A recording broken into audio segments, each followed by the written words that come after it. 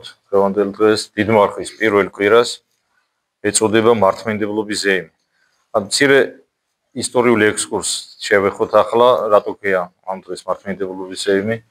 ჩვენ ახლა ღვთისმშეწევნით უკვე მრავალი წელია ამ დღეს ერთმანეთს ხვდებით და ხშირად ვისაუბრებთ, უბრალოდ გაგახსენებთ ახლა მე-8 საუკუნის 20-იან წლებში რომის აღმოსავლეთის რომის იმპერიაში იწყება ხატმებრძოლეობის ერესი. ეს იყვნენ ხალხი, რომლებიც ხატებს კერპებად მიიჩნევდნენ. ამას რამოდენიმე მიზეზი ჰქონდა და მე ახლა ორ მიზეზს გეტყვით. პირველი ეს იყო რელიგიური ფანატიზმი, კერძოდ როგორც ისტორიკოსები ჩვენ გვაუწყებენ, იყო ადამიანთა ნაწილი, რომელთაც მიაჩნდათ, რომ ხატია ღმერთი და ასეთ უკიდურესობასაც აკეთებდნენ ხოლმე. როდესაც ზიარების დროს პური და ღვინო გადაიქცევა ხო ლიტურგიაზე იესო ქრისტეს ხორცს და სისხლს, ხატიდან საღებავებს ჩამოფხიკავდნენ და ბარძიმში ურევდნენ. აი ესეთი რაღაცა იყო. ესეთი იყო მიზეზი, რომ ასეთი რადიკალიზმი და არასწორი უფროსორად სწავლება აღმოფხვრილიყო. ეს იყო ვითომ ხატმებრძოლეების ესე იგი ხატების წინააღმდეგ მებრძოლების ერთ-ერთი მიზეზი და მეორე პოლიტიკური მიზეზი იყო. თქვენ იცით, რომ მე-7 საუკუნეში არაბეთის ნახევარკუნძულზე წარმოიქმნა რელიგია, რომელიც ძალიან დიდი ზიანი მიაყენა ქრისტიანულ სამყაროს. დღესაც თქვენ იცით, რომ ახლო აღმოსავლეთში ქრისტიანთა დევნა მიდის.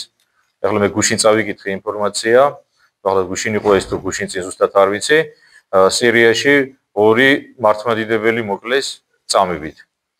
ასევე რამოდენიმე ასეული ადამიანი იქნა ნაწამები, ანუ მართლმადიდებლების დევნა დღემდე გრძელდება.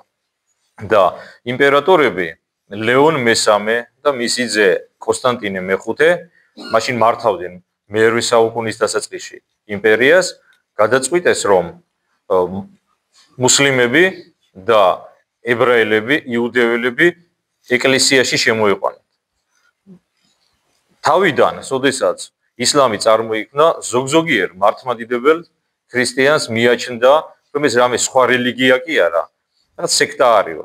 ანუ მართლმადიდებელი ქრისტიანული სწავლების დამახინჯებაა ასე მიიჩნევდნენ და შესაბამისად, ესე იგი, ასე ფიქრობდნენ, რომ ეს იმპერატორები, რომელთაც წმენა ალბათ არ იყო ჯეროვანი, თავისთავად გადაწყვიტეს, რომ ხატები ამოიღოთ ეკლესიიდან და ფიქრობდნენ, რომ მუსლიმებისთვის მხოლოდ ხატებია დამაყოლებელი ეკლესიაში მოსვლისთვის, ასევე იუდეველებისთვის. და დაიწყეს საშინელი ბრძოლა ხატების, ფრესკების წინააღმდეგ და საშინელი ამბები ხდებოდა მაშინ იმპერიაში, ჯარისკაცების ძალით გამოქონდათ ტაძრებიდან ხატები წვავდნენ და ეს ახლა შეიძლება ზოგიერთისთვის არა ყოფილ საბჭოთა კავშირში მცხოვრები ქრისტიანებისთვის ცოტა ისე ძნელად წარმოსადგენი იყოს, ეს რაც მე ახლა აღწერე, მაგრამ ჩვენი ბებიები და ბაბუები ამისი თვითმხილველები იყვნენ, როდესაც კომუნისტურმა რეჟიმმა უამრავი ეკლესია მონასტერი დაანგრია და ხატებს რა დღეში აგდებდნენ, ყველა მიცის და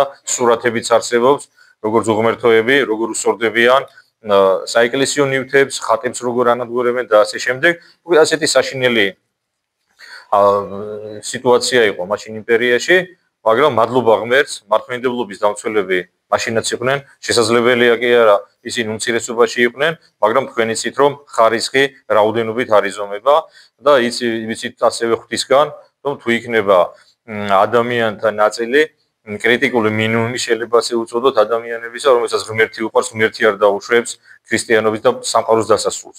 ჩვენ იცით, რომ სამყაროს დასასრულის თარიღი თითოეულ ჩვენთაგანზე, თითოეულ ქრისტიანზე არის დამოკიდებული და მადლობა ღმერთს, მაშინ იმპერიის სათავეში ექცევა კეთილმორწმუნე დედოფალი ირინე, რომელსაც მხარში უდგება კონსტანტინოპოლის პატრიარქი ტარასი და მათი ძალისხმევით იმართება მე-7 მსოფლიო კრება.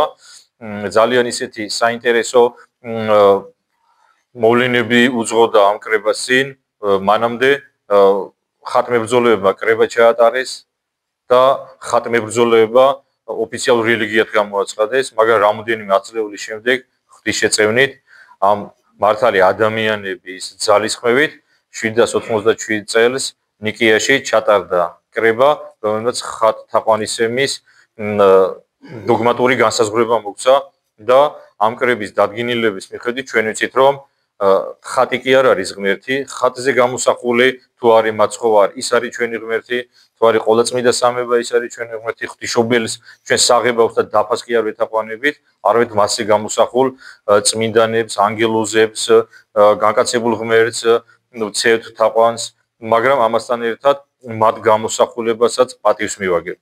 ასე რომ ესეთი განჩინება გამოიტანა მე-7 მსოფლიო კრებამ და კრებაზე ერთი საინტერესო მომენტიც იყო, კრებას ესწრებოდნენ რომიდან ჩამოსული ლეგატები, ეს იყვნენ ხალხი და თქვენ იცით რომ რომაელები, ლათინები ეკლესიიდან საბოლოოდ ეს თარიღი ასე არის, სავარაუდო რომ მე-11 საუკუნეში გადიან ეკლესიაში, მანამდე ჩვენთან ერთად ღმერთს ჭეშმარიტს განადიდებდნენ და რომის პაპის გზავნილებიც იყვნენ მაშინ კრებაზე და რომელმაც თქვეს რომ რა არისო ხატმებრძოლების ერესი და იქ მამებმა უპასუხეს ეს ყველაზე უარესი ერესია ერესთა შორისო. აქედან გამომდინარე მართლმადიდებელი ეკლესიამ დღე, როდესაც ხატთაყვანისცემა აღდგა, მართლმადიდებლობის ზეიმად ჩათვალა. ეს ისტორიული რაკურსი დღევანდელ დღესთან დაკავშირებით. რაც შეეხება დღევანდელობაში, რა არის მართლმადიდებლობის ზეიმი? დღეს შეიძლება ასე ვთქვათ, პირობითად, რომ ყველა ის ქრისტიანი მართლმადიდებელი, რომელიც ცხოვრობს საქართველოში და მიუხედავად სიდუხჭირისა, არ ტოვებს ამ მიწას და ცდილობს აქ იცხოვროს, ეს არის მართლმადიდებლობის ზეიმი ამ კონკრეტული ადამიანის თუ ოჯახის შემთხვევაში. როდესაც გაჭირვების და უამრავი პრობლემისა დედები და მამები აჩენენ შვილებს და იციან მათ რომ შეიძლება გაუჭირდეთ, შეიძლება არ იყოთ ფული იმისთვის რომ მათ შესაბამისი როგორც ამბობენ განათლება მიცეს, მაგრამ მიუხედავად ამისა, მაინც აჩენენ შვილებს. ესეც მართლმადიდებლობის ზეიმია. ასევე ადამიანები, რომლებიც მიდიან უცხოეთში, იმისთვის რომ საკუთარი ოჯახი გამოქვებონ და იქ მოჯამაგირებად გარან, ხო და წვალობენ და ოფლის და სისხლით ცდილობენ აქ შეინარჩუნონ ბედნიერება თავის ოჯახში, ესეც მართლმადიდებლობის ზეიმია. მე ჩემი ერთ ნახსენებს სირიაში მცხოვრები ქრისტიანები. ესეც მართლმადიდებლობის ზეიმია, მიუხედავად დევნისა, შეურაცხყოფისა, წამებისა, მაინც იქ არიან. მაინც თავიანთი წინაპრების საფლავს პატივს მიაგებენ და ღმერთს განადიდებენ. ასევე უკრაინაში, როდესაც იხოცებიან მართლმადიდებელი ქრისტიანები, ანგრევენ იქ ტაძრებს, დევნიან მიტროპოლიტებს, ეპისკოპოსებს, ღდლებს, ჯარში ძალით მიერეკებიან სასულიერო პირებს და ისინი მიუხედავად ყველაფრისა არ ტოვებენ თავიანთ მსახურების ადგილს, ესეც მართლმადიდებლობის ზეიმია. როდესაც ჩვენ ცოდვაზე ვიმარჯვებთ და ვცდილობთ რომ პატიოსნად ვიცხოვროთ, მიუხედავად ყველაფრისა ვცდილობთ რომ ეკლესიაში დავრჩეთ, ესეც მართლმადიდებლობის ზეიმია. ასე რომ გილოცავთ დღევანდელ დღეს, ღმერთმა მრავალი გამარჯვება მიცეს თითოეულ ჩვენთაგანს ეშმაკთან ბრძოლაში, ამაც ღვთისმშობელის თავისთან ბრძოლაში, ღმერთმა დალოცოს, გააძლიეროს, გაამთლიანოს ჩვენი საყვარელი სამშობლო საქართველო. ამინ.